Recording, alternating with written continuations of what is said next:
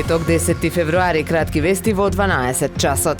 На мала врата сакате да протнете штетен закон со кој се враќа дивото обложување, реагираат од Асоцијацијата на спортски обложувалници по утврдување на законските измени казината и обложувалниците да бидат на најмалку 500 метри оддалеченост од училиштата. Охрид и Струга се меѓу градовите каде има голем број вакви објекти. Од Асоцијацијата прашуваат зошто измените и дополнувањата во Законот за игри на среќа треба да се донесат по скратена постапка со ЕУ знаменце и без да поминат јавна расправа. Потенцираат дека затворањето на индустријата во државата значи враќање во 90-тите и играње по подруми и нелегални објекти.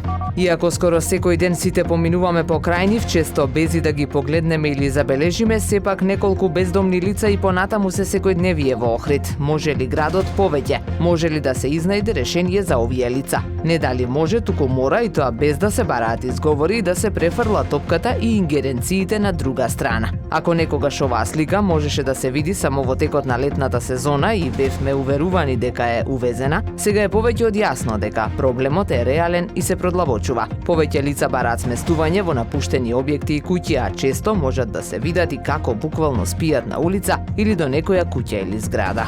По подготовките дома и во Србија, ракометарите на Охрид утре ги стартуваат надпреварите од плејофот во Суперлигата. Во првото коло гладиаторите играат нагости во Битола кај Еврофарм Пелистер 2. Во екипата владее добра атмосфера и оптимизам за позитивен резултат на почетокот на пролетната полусезона.